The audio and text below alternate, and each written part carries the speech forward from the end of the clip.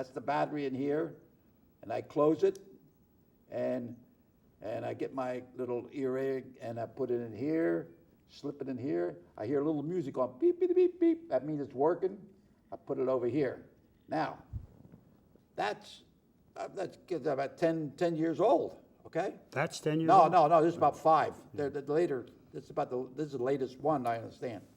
But you have the latest one. Now, this to show you the different sizes, okay? That's mine. No, this is... What's on the market now? Okay, now this is probably the size of a small shrimp, I guess, or medium-sized shrimp. This is the comparison today. If you can see, if I superimpose it, you can see the difference, okay? Like this. And this, And this... let me see, this here, right here, this is what goes in your ear, right? This is the part that goes in your ear. This and, big, You know, now what you do is you just looks like a log. You just put that, it's simply a one-handed operation, and you put that little receiver in your ear, and that's it. Now, some of the cool parts about what's going on in today's world is when someone comes in for their very first hearing instrument, okay? Now, the chip, this is what processes the sound, okay? And you've got push buttons, you have remote controls, it takes a much smaller battery. Yeah. But this is actually the amplifier, this little piece Wow. right down the bottom. Now what happens is when someone comes in and purchases this comes in what we call a 45, 55, 65, and 75 decibel amplifier. 75 decibels is the size of something much bigger than what you used to have. This technology is amazing. There's many manufacturers, but I choose to use Siemens.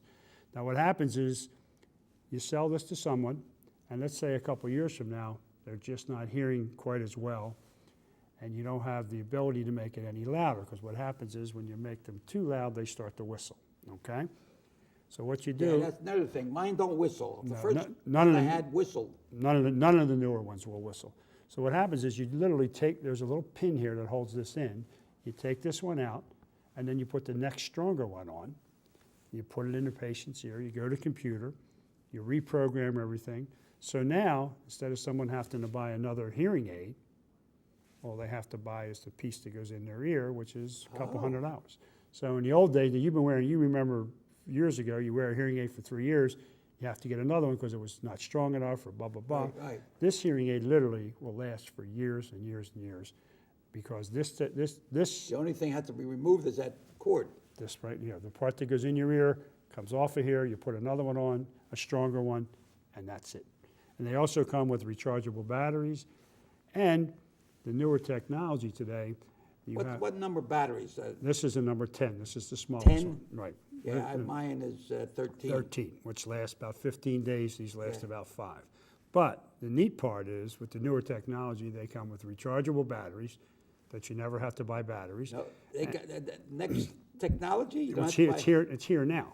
And then the other thing is they have what they call the tech remotes, where I'm sure you have a difficult time hearing on your cell phone. Oh my God! Yeah. Well, now with the new Siemens technology is you hit the remote control and your hearing aid is now, your cell phone is now playing through either one or both of your hearing aids, whatever way you choose it. Wait! Run that by me again. Okay. I got my cell phone. Right? That's your cell phone, so your cell phone rings Yeah, it rings. And what? and you hit the remote on the hearing aid, okay? Hit the remote. On the hearing aid. Now what happens is the conversation goes from your telephone to the remote to your hearing aids. So you can either, what you can do now, how many times have you ever gone like this, you're trying to black out the Yeah. conversation to hear. Yeah. What you can do is you can make, say you hear better on the right ear, well, you put the telephone conversation in the right ear, and then you turn the left hearing aid off. So now it's like being in a telephone booth. Get right there. You're right there. I know. And you can stream your television. I get when I can't hear it. I have my wife. My wife has Alzheimer's. I have a lady Renata and Marion and Dee. And when somebody calls, I can't hear it. I say, "Here, find out what they want." you know. So when sometime it comes clear, Well, it depends upon, and also it depends upon who's talking to you. Now, if someone's speaking to you on a landline, if they're on a landline talking to you, it's much easier to hear Oh, than, yeah, than if they're yeah. on a cell phone. Cell phones is still tough, yeah. So sometimes I tell them to call me on my home phone, and then I turn it on The speaker. button, the speaker, Right. and that comes out. Yep. But what other advances that you can think of that has jumped within the last 10 years or so? Oh my gosh! I mean, one of well, it's the miniaturization. They're making the chips smaller and smaller all the time, Right. and the actual what is the word? Durability of the product. No, these new hearing aids, you could take. Well, the fact that they can recharge the batteries, that's an advancement. Well, you could take this hearing aid here and put it in that glass of water for 20 minutes and take it out, and it would still work. Okay, this is once again made by Siemens. Then there's other hearing aids also made by Siemens that you can go swimming with them. You can take a shower with them. Oh my God. All right, and there's the only 100%. This has what they call, I believe it's a 7.5 federal standard, and it's 8 as high as you can get. This is dust-proof, waterproof. Okay, now or water resistant. Excuse me. There's no such thing as waterproof anymore, except the Aquarius, as they refer to it, for younger people that have a hearing affliction, that can swim, they can take a shower, they can do whatever. You could put that hearing aid in a glass of water and leave it there overnight, and it'll be working the next day. Yeah. And that's an incredible breakthrough. And I say the adaptability. The new hearing aids have this adaptability where, let's say with the newer, this is higher end technology now, not entry level, but it's not going to break the bank. But what happens is if you go into the casino and it has automatic settings in there where it realizes this hostile noise, as we refer to it, and it'll knock it down a little bit. Then you go to your favorite restaurant. You go down to Lou's to have a sandwich, okay? Then it knocks it down again, okay? In a different way, because the casino is certainly not Lou's, okay? And Lou's is not the William Penn Inn, so everything's different, okay? So the next time you go into that situation, the hearing aid goes, we're in the casino. It's amazing. It's absolutely amazing. How about that? And the voice recognition, and now, anybody that tells you that they have a hearing aid that's going to make the background noise go away, they're not telling you the truth, okay? Because there's only one way to make background noise go away. Put your fingers in your ear. Yeah. But That or get out of there. But the newer technologies do allow what they call, they de-emphasize the noise and then they emphasize the speech. And this doesn't happen overnight, because remember, we got to get this brain functioning again. Coordinated with it. Right, and because the amplified sound is not normal sound. You know that, you wear a hearing aid. However, amplified sound is better than no sound. You wonder and say, well, like, what was the first time, what caused me to get a hearing aid? Dr. Holton was a former superintendent in our town schools, good friend of mine. So, and I was in the police department. We used to go into these meetings with the school children and teachers and all. And we would sit around the table there, and so I'd be listening, I'd go, I'd be smile, yeah, Everybody laugh, I'd laugh, I'd say, well, I wasn't here, what's going on? So finally, I would say something, and then everybody would just look like, so after the meeting, says, Dr. Holton comes and says, Hank, you better get a hearing aid now. We discussed that 5 minutes ago, and you come up with it three or four times, I said, okay. So then I went and got tested, and they said there was so much this and so many that, and so I got them. So let me know now, how can they get started to get here? Is there a testing? Is there a cost? What's the situation? What's the first step? I want to find out something about my hearing.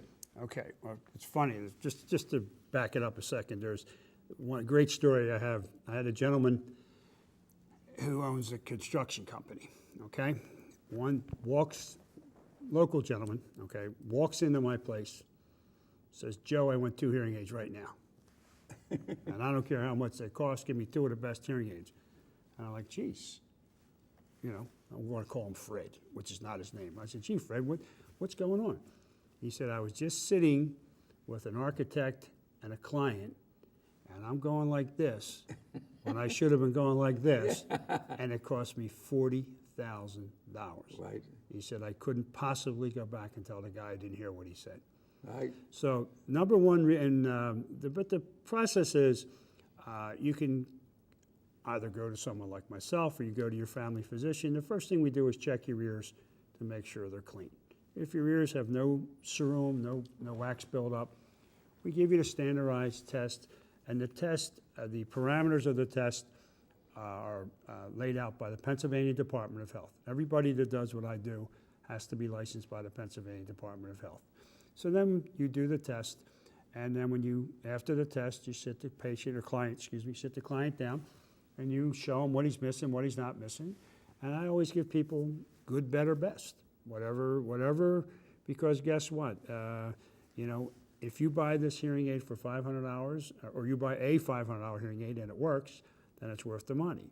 But if you spend $2,000 for a hearing aid, you may want to hear two flies kissing on a screen door, which isn't going to happen. Right. So it's all perceived value, and whatever you're comfortable with, whoever you deal with, should be able to help you the best they can. And have someone knowledgeable to get the right. It's always better to deal with an owner or Right. whatever. Look, you can go to these big franchises and they'll say, all right, they come over there, boom, boom, boom, boom. Next thing you know, and then you have a problem. This way, you can go back if you're having a little bit of a problem. But I know one time, I'm going to close the story with this. My brother had a restaurant over in Flowertown, Cisco, and he had a waitress, and she was having trouble hearing. And this doctor, he says, I said, don't worry about it. It's old age. So my brother says, go to another doctor, check it. She, boom, found a big piece of wax in the ear, and she can hear good, So maybe it's the old story.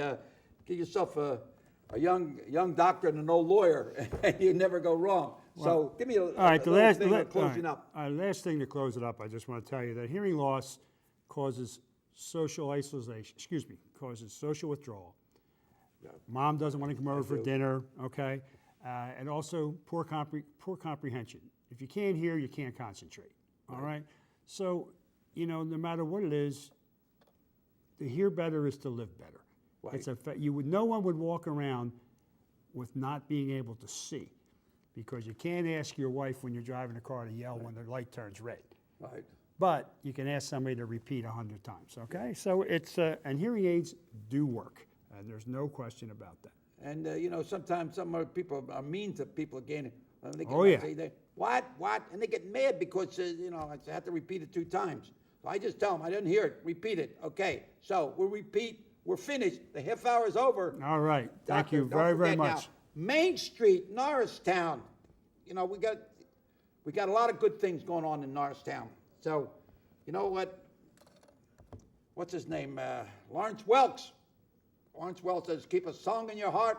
Cisco says, check with your heart doctor, okay? So until we meet again, keep bobbing and weaving and keep your ear open, okay? And till we meet again. Thank you, Hank. Adios, amigos. Appreciate and let's it very have much. To your healthy ears, All okay? right. Alazalu. Norristown's been good to me. There you go.